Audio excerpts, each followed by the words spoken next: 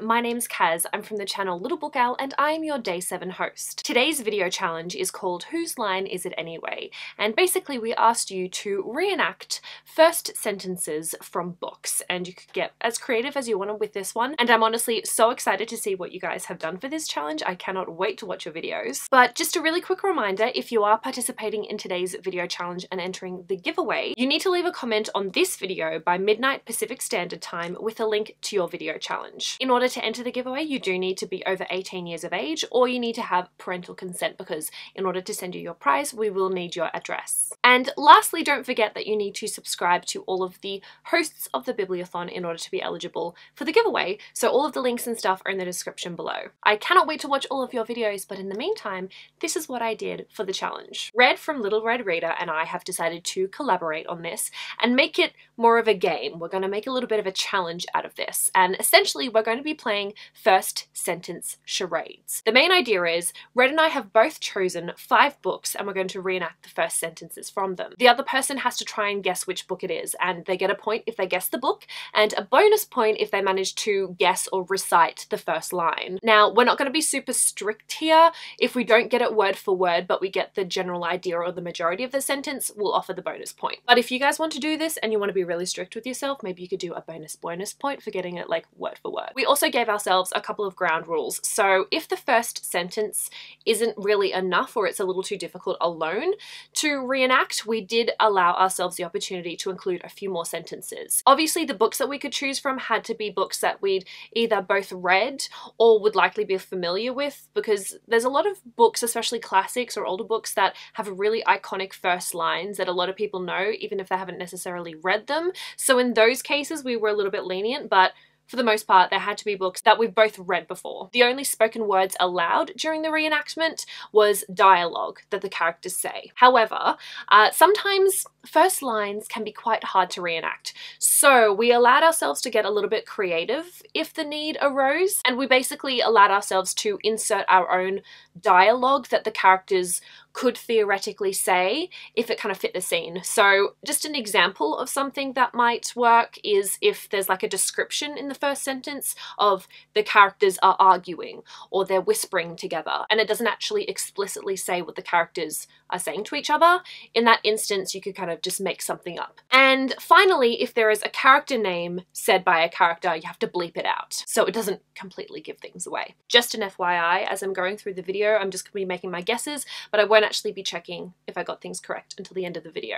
So let's see how I do.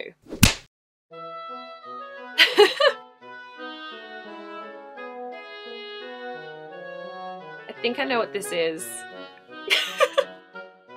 I love the mustache. That is great. Okay, so I'm guessing, I haven't actually read the book, but I think this is a pretty damn iconic first line. So I think it's from Pride and Prejudice. And oh God, what is it? Is it like, it is a truth universally acknowledged that a single man must be in want of a wife or something like that? That's what I'm guessing, since it says, what does it say? Now accepting spousal applications. Love it.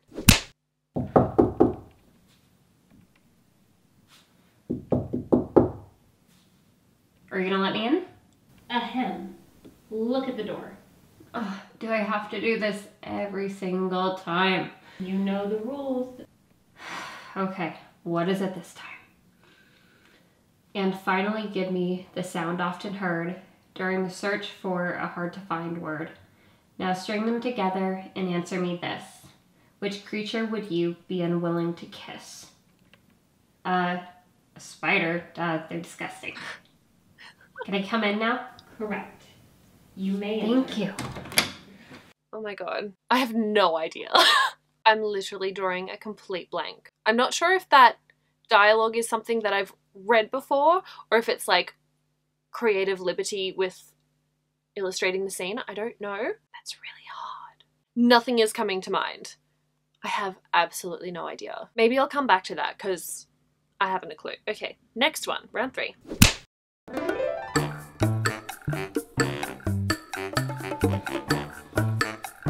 What? I'm in such a pickle. Oh my God, what? We've got a dude, I'm guessing, who's looking between a mustache and a crescent moon. Like, the only thing I can think of is relating it to like a werewolf or something, but it wouldn't be scarlet. What does it mean? I just don't understand the relationship between the two. I honestly don't think this is actually right, but I'm just gonna say Scarlet by Marissa Meyer because we have wolf in that. But I can't remember if the book actually starts out with wolf or it starts out with scarlet. I don't know. I don't think that's right, but I'm not gonna get this one. So moving on to number 4. Oh. Okay, I think this is Cinder. She's like unscrewing something in her ankle. There. Finally. Yeah. Cinder is a cyborg. So I'm pretty certain that is Cinder. I can't remember the first line though. Is it something about she's unscrewing something out of her ankle?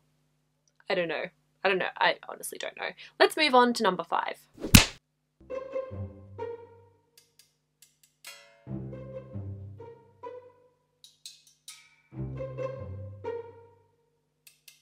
Oh my god, this is absolutely a darker shade of magic. Oh my gosh. This is so cool. This is really smart. So she's managed to whip up this really cool way of like having on a jacket, then taking it off and like turning it inside out and having on a new jacket. And it's a different jacket. Oh, what's the first line though? It's something about Kel having a many-sided coat. Kel owned a coat with many sides? That doesn't sound right. Kel owned a many-sided coat? Kel owned a something. It's something about Kel owning that coat. Can I just say I love the way that Red depicted that first line and the fact that the coat has many sides, because I honestly think that's so clever. I'm still not sure about the one with the riddle. The whole thing is a bit of a riddle and I can't figure it out. Oh my god. Okay. I'm just going to go to the answers and see how I did. Okay, first up, Pride and Prejudice. Yes, it is a truth. Oh, okay, so I missed a chunk of the first line. That actually makes so much sense because when I said it, I was like, there's something between the single man and the wife bit, but I couldn't think of what it was. But the first line is, it is a truth universally acknowledged that a single man in possession of a good fortune must be in want of a wife. So I got like 2/3 of it. Number 2, oh, Harry Potter and the Goblet of Fire. The villagers of Little Hangleton still called it the Riddle House, even though it'd been many years since the Riddle family lived there. Okay, I see what Red did there. She made it a riddle house. Like someone had to answer a riddle to get in. That's really clever. I'm sad I didn't get that. Number 3, 6 of Crows by Leigh Bardugo. Juiced had 2 problems, the moon and his mustache. Oh my god. I'm really disappointed in myself that I would never have guessed that, but that first line does not look familiar, and that's really sad because I read 6 of Crows like last year, so shame on me. Number 4 is Cinder by Marissa Meyer. The screw through Cinder's ankle had rusted, the engraved cross marks worn to a mangled circle. Number 5 is A Darker Shade of Magic by V.E. Schwab. Kel wore a very peculiar coat. Ah, okay. The next sentence is, it neither had one side, which would be conventional, nor 2, which would be unexpected, but several, which was, of course, impossible. So, I managed to successfully guess 3, and I managed to, like, half guess the first sentence for one of them. I mean, it's not bad. I got a majority of the books, but it was still really fun. And I think Red did such a great job with the reenactments as well. I just love the creativity, the way that she did the coat. And honestly, the moon and the mustache was really funny. How she's like, I'm in a pickle. Anyway, that was a good time. I had a lot of fun doing that. Not only doing the reenactments and filming that, but also guessing Red's ones as well. But I guess it's time to move on to the sentences that I tried to reenact and see if Red manages to guess any of them. Alright guys, so I'm about to watch Kassie's videos. I'm really excited just to watch her clips in general, but I'm also really, really nervous because I don't know, I feel like I'm not going to be very good at this. Like, I feel like they're going to be really obvious and I'm somehow still not going to get them. I'm already doubting myself and I haven't even started yet. All right, I'm just going to get right into it and see how it goes. Round 1. Okay, I can't tell you exactly what... Cellmate. She's getting a cellmate. This is absolutely shatter me. 100% shatter me. She's got the bar. She's clearly in a cage. Day 264. She's got Juliet's journal. There is no way it's not shatter me. Can't recite the first line word for word, but definitely shatter me. Lemon's heart. I remember this being a first line and I'm trying to remember. I'm like going through books in my head and I'm like, definitely not any of the Twilight ones. Nobody does that stuff in Twilight. This feels right, although I couldn't tell you exactly what the first line is, so no points there. But I'm gonna go with Heartless because I know that Kath in that book is obsessed with baking. She wants to open up her own bakery. So she seems like the one who would have an opening line of her having like these, I'm guessing they're lemon tarts, they look lemony. And I will check my answers at the end because I attempted to check my answer on the first one, even though I knew it was right, and almost spoiled the rest of the clips for myself. I didn't, thankfully, but it was very close and I like panicked and yeah, so we're not gonna do that.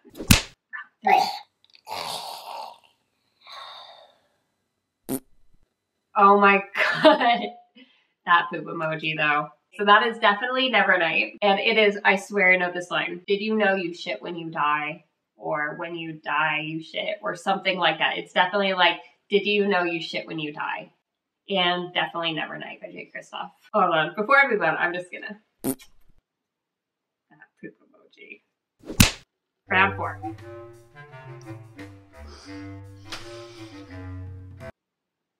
What? Okay, English. So I'm guessing it's like an English class and she's sweating, like she's panicking. What could this be? How can this be that hard? Because I don't read that many contemporaries, so maybe it's not an English class. Maybe she's just panicking. I don't know, because she only knows English, but I think it's probably like an English class. I mean, I guess it could be Otherworld. It doesn't seem like a likely opening for Otherworld, but you know, he's in high school, so maybe. But I don't feel like that's the opening for Otherworld. What else could be? I don't know. Not The Great Gatsby. You know, because I also want to think that it could be like English literature because there is The Great Gatsby or Pride and Prejudice. Jeez, this is so hard. This is such a hard one. Oh my gosh, I'm gonna lose. I'm gonna lose. I feel like mine are so easy compared to these. I don't know. I'm gonna say The Great Gatsby because there's an English class. Great Gatsby goes with the English class. So I'm final answer Great Gatsby because even though I know what the first line of The Great Gatsby is, this is like my best guess considering her clues here.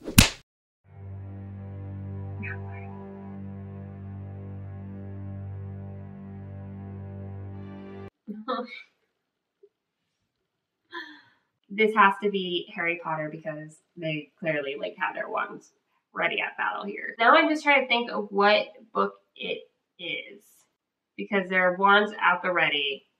It's dark outside. Okay, so it's not the Sorcerer's Stone because that starts off talking about the Dursleys. I'm thinking it has to be maybe one of the later books, and I don't remember the first lines of the later books. I'm just going to go with Deathly Hallows. I'm gonna go with Deathly Hallows. I feel like I'm gonna kick myself. I'm gonna see these answers and I'm gonna kick myself. I don't know, some were really easy and then some were just like, I know it and I just can't get it. Shatter Me by Tara Moffey, Heartless, I got that one. Nevernight. Moxie.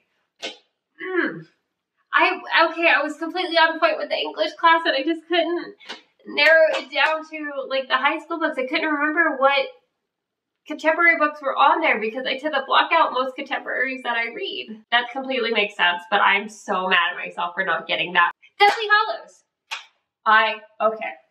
I'm sorry. I'm really proud of that one because I was really not sure. I knew it had to be anything from the Order of the Phoenix to Deathly Hallows. I knew it had to be one of those, and I was just hoping that it was Deathly Hallows because there's a lot of like wand battling going on, and that just seemed the most likely.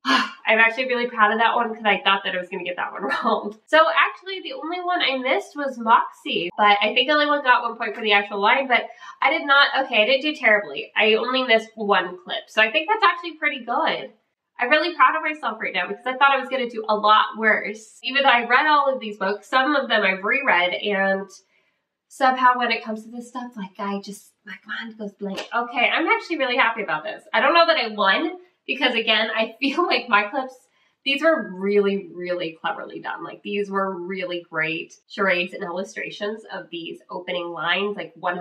I feel like mine were just so basic and easy now, like looking at these. She did such a great job. 4 out of 5. I will take it. I will take it. So that concludes the first sentence charades. I hope you guys enjoyed watching this video. We had a lot of fun filming and guessing, and I hope you guys had a lot of fun filming your video challenges. So don't forget to leave a comment with a link to your video if you're participating in the challenge and entering the giveaway. But that is all that I have for now. So thank you for watching this video. Thank you so much for joining us in this round of the Biannual Bibliothon. We love having you all on board and seeing all of your challenges. But if you did join us in reading our group book, Empress of All Seasons, we will be hosting our live show discussion tomorrow on this channel. So be sure to come back and talk about the book with us then. But aside from that, we'll see you in the next Biannual Bibliothon. Bye!